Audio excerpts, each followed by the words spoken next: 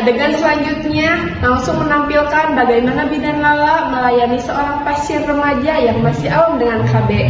Mari saksikan cuplikan berikut ini.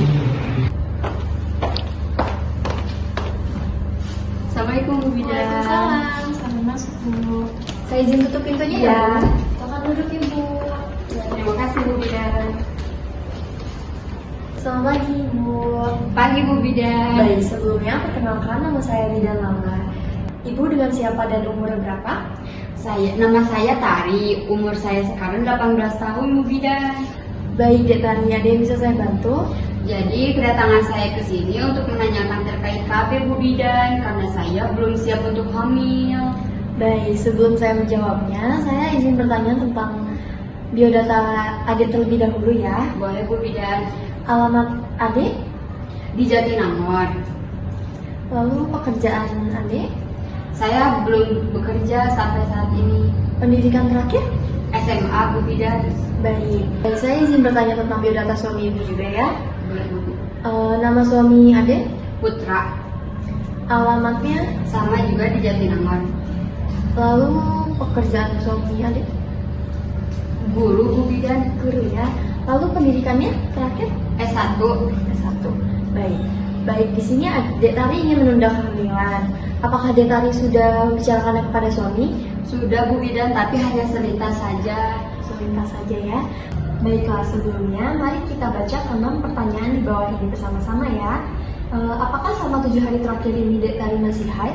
Saya terakhir haid itu 10 hari yang lalu Bu Bidan. Lalu apakah Dek Tari menghindari hubungan bersama suami?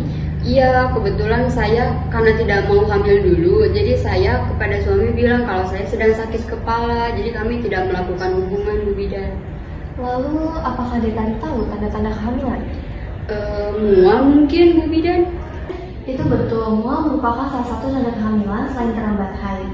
Lalu bagaimana dengan siklus haid saya yang kadang lebih awal dan kadang terlambat Bu Bidan? Dek Tari kan masih muda, jadi siklus haidnya belum sepenuhnya teratur. Tapi nanti akan teratur setiap 28-31 hari. Pada umur Dek Tari masih terlalu muda untuk hamil. Akan lebih sehat jika menunggu beberapa tahun sampai badan Dek Tari siap untuk mengandung. Lalu bagaimana dengan metode untuk menunda kehamilan Bu Bidan?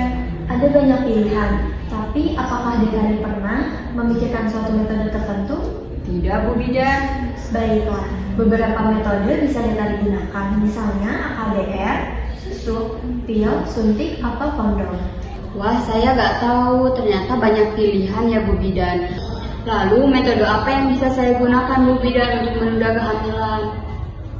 Baiklah, beberapa metode bisa Dek Tari gunakan, misalnya AKDR, susuk, pil, suntik, atau kondom. Wah, ternyata banyak pilihannya ya Bu Bidan. Lalu bagaimana dengan efek samping metode yang akan saya gunakan untuk menunda kehamilan saya Bu Bidan? Baik, semua metode akan berfungsi baik dan efektif jika digunakan tepat setiap waktu, misalnya susuk, pil, suntik, atau kondom. Kalau mau pil, harus diminum pada saat yang sama setiap harinya. Sepertinya saya tertarik untuk menggunakan metode susuk Bu Bidan. Tapi apakah pemasangannya bisa saya pasang sendiri?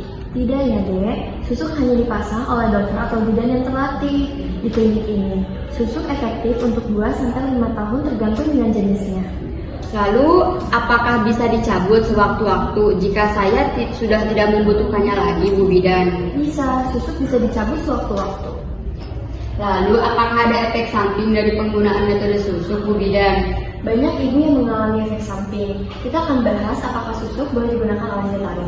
Biasanya ibu mengalami situasi ini seharusnya tidak memakai susuk. Menyusui tidak, mungkin hamil juga tidak, gangguan kesehatan yang serius juga tidak Bu Bidan. Bagus. Berarti sekarang kita akan lihat kemungkinan efek samping susuk. Sebagian besar efek samping tidak berbahaya dan bukan merupakan tanda suatu penyakit. Ada yang mengalami perubahan haid seperti bercak atau pendarahan ringan. Lalu apakah ada efek samping lain Bu Bidan? Efek samping yang lebih jarang seperti sakit kepala, nyeri payudara, dan bisa juga mual. Baiklah Bu Bidan. Baik, sekarang kita akan bahas pemasangan dan pencabutannya.